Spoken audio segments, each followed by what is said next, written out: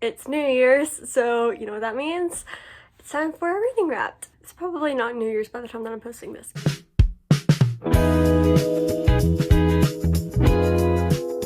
So this year I did not set a Goodreads goal. The reason for that was because last year I did have a Goodreads goal instead of feeling like I had to rush through them just so I could meet a goal.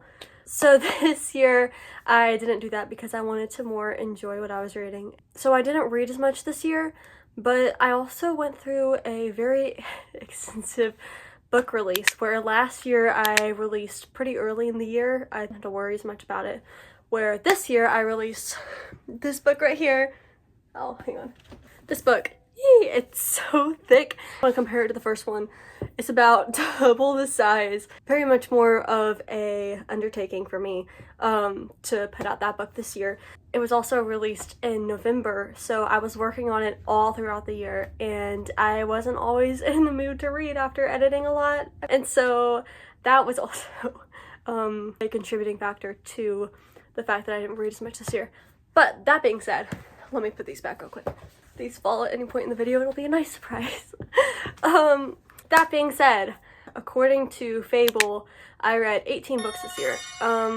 I noticed some on there that I hadn't actually finished, but they put them on the finished reading list anyway. So I think that was some sort of glitch. Nothing on my Fable account was really accurate anyway. So, without further ado, I present to you the 18 books that I read this year. So, not included in here is, I have one book that isn't on here, in this stack that I also finished, but I'll go into it in a second when I break down each book. First of all, we have Fearless, which is the last book in the Powerless trilogy by Lauren Roberts. As you can see, this is only the dust jacket, and the reason for that is because I have a friend who's borrowing my copy of this, but I always keep the dust jackets just so I can remember that I have the book and someone's borrowing the book. Anyway, so this book, I need to read it again to honestly process. It's definitely, I think, my least favorite in the series. I don't know. I don't really remember half of the stuff that happened because everything just happened so fast. So I think I do definitely need to go back and read this one again to really give a full review, but I will put my review on it right here. If I put a review, I don't know if I just did stars for some of these. I mean, we're gonna find out together whenever I put it up on the screen because I don't have these screenshots before. So, we will find out together what my review was on this one. It's too far back in the year for me to remember right now, to be completely honest. Alright, the next book that I finished is Dreams Lie Beneath by Rebecca Ross. Rebecca Ross is also the author of Divine Rivals and Ruthless Vows, which is the Letters of Enchantment duology. She also recently just put out a new book. I haven't read that one yet, but I want to.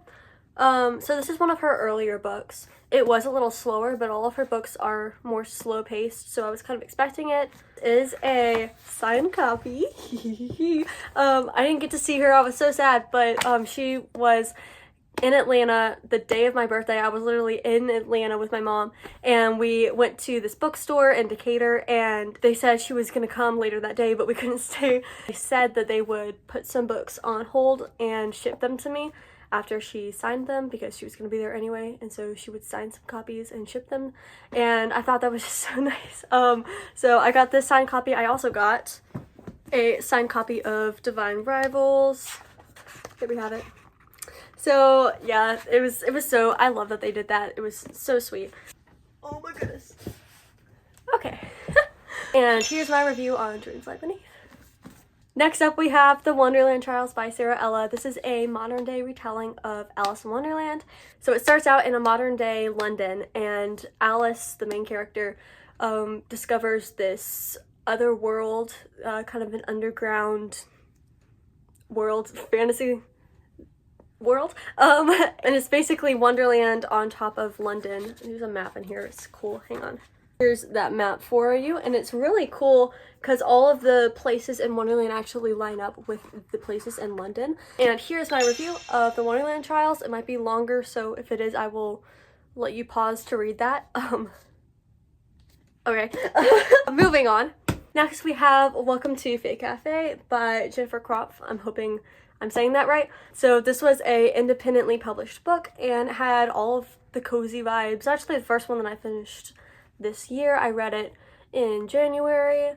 It's like the perfect winter read. So if you're looking for something to read over the new year or in the long months of January, February, then I would definitely recommend this one.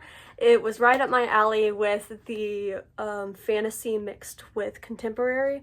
Basically the plot is this college student girl is opening a coffee shop and she hires these fae to come help her run it. And it's just really funny. Like, it has a lot of funny scenarios in it. It's pretty light most of the time, but it does have those like fantasy action-packed elements to it. It has some romance. Here is my review. And moving on to the next book. Alright, next we have Better Than the Movies by Lynn Painter. This is another really popular one that I finally read this year. I think this was the first actual like romance book, like pure romance that I ever read. So it was pretty good. It was kind of more of a candy book, which might just be because I don't usually read just pure romance, and it might just all of them be like that. But it was definitely, like, it seemed kind of cheesy at some points, but like in an endearing way. And yeah, here's my review. Sorry if all of these are like very short reviews. I kind of just do a lot of one-liners sometimes when I can't think of stuff to say. Next up we have Sorcery of Thorns by Margaret Rogerson, I think is her name. I'm gonna put it up here because I actually don't have the physical copy. But this one, it took me a very long time to get through. I wouldn't really recommend it. I didn't enjoy it very much. The only reason I finished it was because I had to know what happened. I mean, I really liked the descriptions. It was a really aesthetically pleasing, satisfying read, but it wasn't one of my favorites. It was a little darker than I would have liked it to be. There are some elements that I was not a fan of. So it was almost a DNF. It was this close to a DNF. The only reason I did not DNF is because I had to know how it ended, which I guess is technically what you want a book to do. So it technically fulfilled its job as a book, but it just wasn't one that I enjoyed reading as much as the other ones that I read this year. So here's my review on this book as well. Now we're gonna move on to the last two. Now why I say the last two is because they are in a series. My top read this year, I saved for last, the Agapéd Saga. So we have book 1 right here, and then we have book 2. So I finished both of these books this year, and I'm reading the third one right now. The world building is so immersive and whimsical, and I just love it so much. And it's giving me all of the like Keeper of the Lost Cities vibes, but for like a YA teen audience. This is also an independently published series, and she does all of her own covers. Like, that is her art. Like, what? This one is my favorite. This is my favorite cover. It's so pretty. Like the magic and just the colors. It's just, I love it so much. Anyway, top reads of the year, and you should totally go check them out.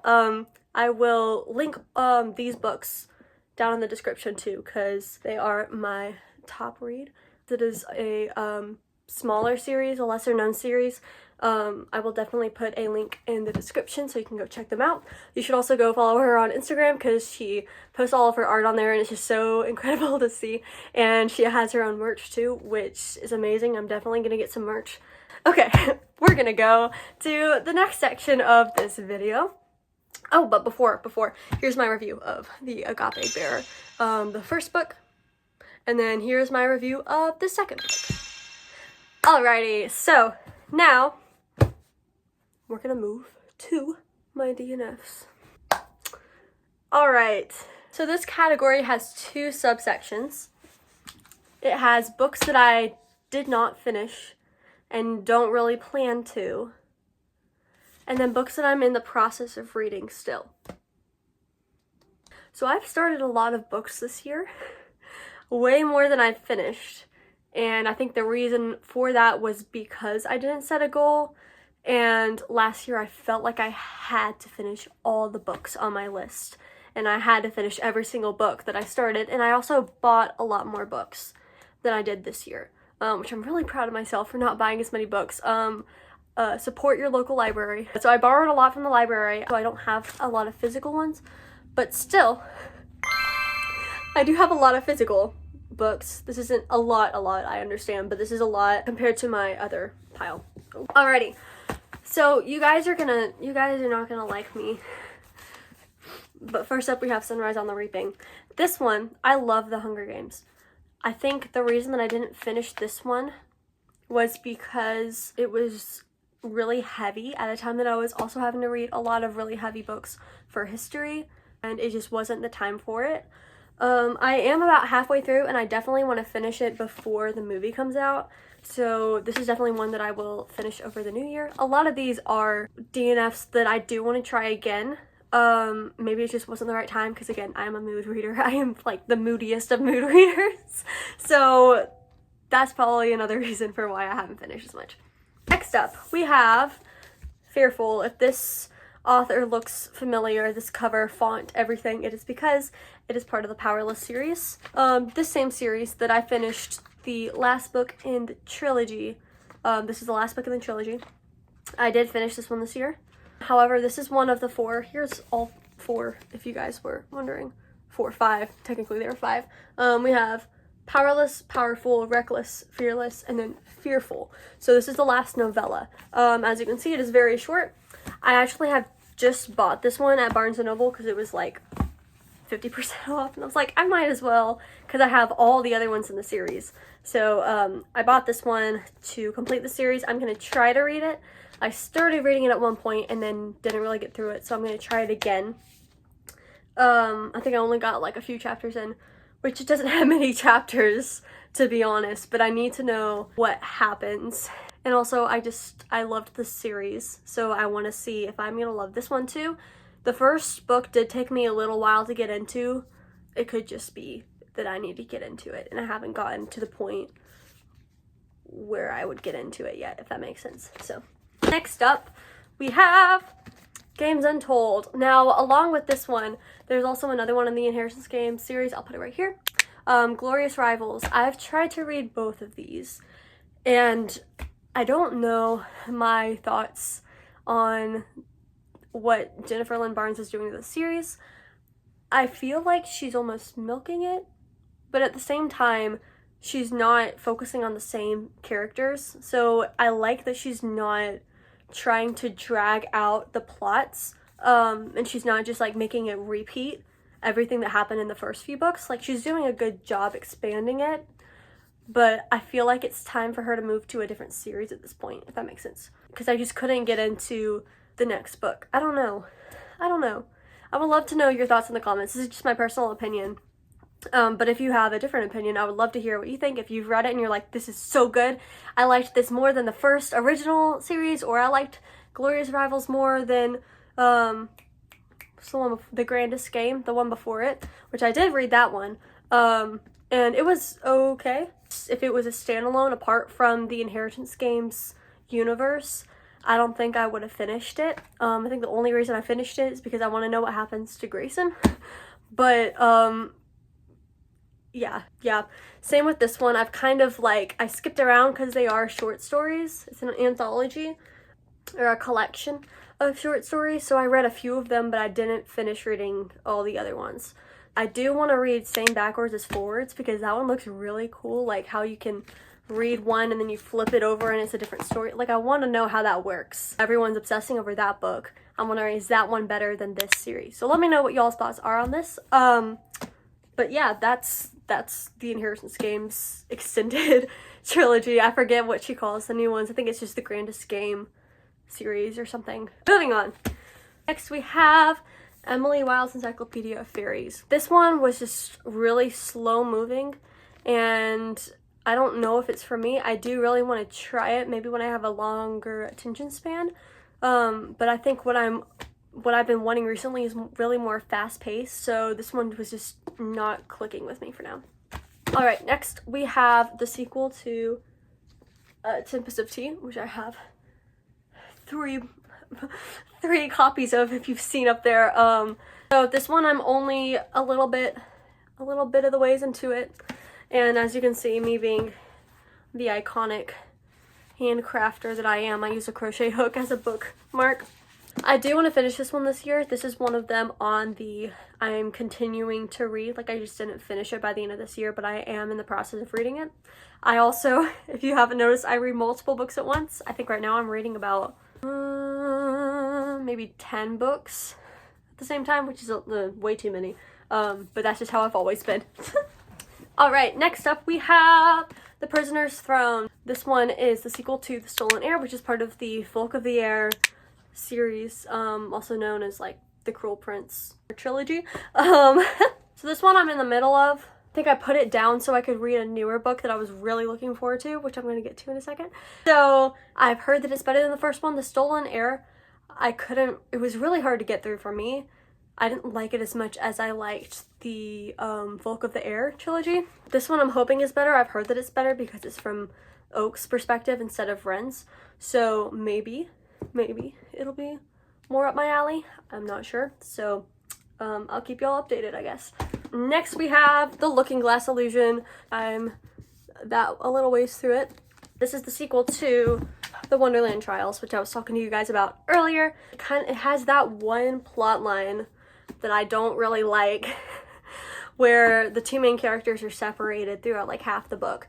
And I really like character dynamics, and it feels like we were being introduced to all these new characters, and I'm like, I just want the old characters to be in their little group and not be separated and with these like other characters that like I don't really like and feel like they don't have as much personality as the other ones do.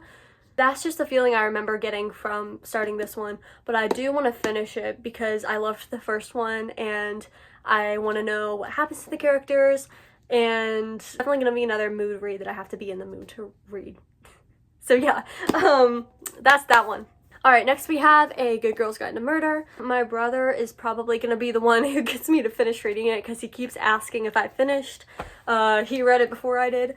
I want to finish it before I watch the series because I like reading the books before I watch the movies/TV shows. I'm about this way through it. I'm almost halfway, and I think I put it down because I was reading too many mysteries at that point and I wanted more fantasy. More of a 90-10 when it comes to fantasy and mystery, so I have to be again in the mood to read a mystery over a fantasy. Like I was saying earlier, I'm in the middle of reading the third book in the Agapéd saga, so I'm about a quarter of the way through this one, and I'm loving it so far. Next we have Alchemy of Secrets. This is by Stephanie Garber, who also wrote the Caravel series and the Once Upon a Broken Heart series. I'm over halfway through it. That's kind of insane. I have to keep reading. Like, it keeps surprising me, and I still don't really know what's going on, but I need to know, if that makes sense. Like, she's always been, like, an auto-buy author for me. As soon as I saw that she was releasing a new book, I was like, yes, let's go get that new book. Anyway, so, in the middle of this one as well. Next, we have the ones that I don't have the copies of. We have Red Queen. This one I wasn't clicking with at all. And I know a lot of people say that it's very similar to Powerless, but it just wasn't giving me the same vibes as Powerless was. I feel like Powerless was more Hunger Games. Red Queen was more the selection, if that makes sense. Red Queen, I DNF'd that one. I don't know why I couldn't make it through it. So yeah. Nothing like the movies, which is a sequel to Better Than the Movies. Let me find it. A sequel to this one. I feel like this was a expansion of the universe because the first one did so well, because it was like they were so happy at the end of Better Than the Movies, and then they like broke up and it was like gonna be a second chance romance, and I was like, I don't feel like it was needed. I feel like it was a very final end to it. I got a few chapters in and there was just so much language that it was just very off-putting. It seemed very unnecessary to me, and I was kind of convicted to put it down, so I just didn't finish reading it. Those are all of my DNFs. Here are my rereads of the year. First off, we have the Folk of the Air trilogy. These books, there's just something so satisfying about them. I just keep rereading them. I just love the universe, like the world building is just so good. it's just a very satisfying character arc that the main character goes through, and yeah, I just love this series. And if you want to see my original reviews on those, they are up on Fable. I will link my Fable account below too. I've switched over from Goodreads to Fable, and I love it so much better over there. The interface is so much easier to navigate, and they let you do like half stars, and I really like the general vibe of being on there. So that's why I switched over, but I still stay on Goodreads to check up on my author page and what my other friends who are still on Goodreads are reading. Yeah, so if you want to check out any of my reviews, they are on Fable.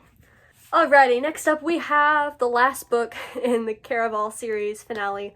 I started rereading this series last year, at the end of last year, so this was the continuation of rereading that series. And I think I did only get like halfway through before I put it down again in favor of reading a new book. This series, I just love it so much. It's like my third time rereading this series. Next we have one of my childhood favorites, I Lived on Butterfly Hill. This one is historical fiction, and it was very long for my 10-year-old brain to think about reading, but I read it anyway, and I'm so glad that I did. It's such a, like, I just love it so much. The world that she creates with the words in this one is just so warm and cozy. And she is a poet too, so it makes sense that it's so pleasing to read. This is probably where I got most of my writing and my like songwriting inspiration was probably from this book. So yeah, I would definitely go read this if you are a historical fiction person. If you have a middle grade reader who is looking for more books, I would definitely recommend this one. I will also do another video on more middle grade recs if that is something that you guys are interested in, because I read a lot of middle grade. It wasn't too long ago that I was reading middle grade, so if you guys are interested in that, let me know in the comments. And last but not least, we have Cinder by Marissa Meyer. This is the first book in the Lunar Chronicles, which is my favorite series of all time. It's so cool. It's fairy tale retellings, but they're set in a fantasy sci-fi futuristic dystopian world. Like, it's really insane. The like kind of elevator pitch for this book, the first book specifically, is Cinderella in space. Sounds kind of weird when you first think about it, but it's very much your classic Disney movies meets Star Wars. It's just, I love it so much, and just the found family dynamics. You do kind of need to get through the first two books before you get that they're all together, they're a found family, they're like taking over the world and their spaceship. It's just so good. I loved the first two books. I love the first book especially. The second one was a little hard for me to get through because it does have a little more violence in it, and I'm a very sensitive reader. But if you can get through those, the third one, it's just so good. Anyway, I've actually been listening to this one on audiobook, and so I'm in the middle of that while I've been knitting a lot of Christmas presents. So maybe I'll finish this before the new year. Who knows? Alright, and that is it for my 2025 reading wrap. Thank you so much for watching this video. If you liked this video, go ahead and give it a thumbs up and subscribe to my channel if you're interested in more reading content. I also post a lot about self-publishing, writing tips. I also do some handcrafting, knitting, crochet, embroidery, and also I post about my music and songwriting as well. So if any of that sounds like your thing, go ahead and click subscribe and click on the bell so that you can get notified whenever I drop new videos. It's pretty scattered when I do post things because this isn't my main platform. My main platform is actually over on Instagram, so if you want to go follow me at may.mccoy.author, I post a lot more over there. I also post a lot of comedy over there if you like memes, the lip syncing stuff. If you need a good little laugh, then that's over there as well. I also post my art there. I am a digital artist, and I also do some watercolor dioramas, mixed media, all of that. And if you're looking for your next read, I have been hopefully subliminally adding these to your minds TBR. So this is my clean YA fantasy series. I like to describe it as the Lunar Chronicles meets Percy Jackson. And the first 2 books right here are out now. If you want to go check them out, I will link the page below to look at those on Amazon. They're free on Kindle Unlimited, and you can also purchase them on Amazon in these paperbacks. You can also check them out on Etsy. I have my own Etsy shop. I will link it below as well. I can ship you signed copies. That would be an amazing present to yourself this new year / Christmas. But yeah, so I really hope that you've enjoyed this video, and thanks so much for watching. Bye!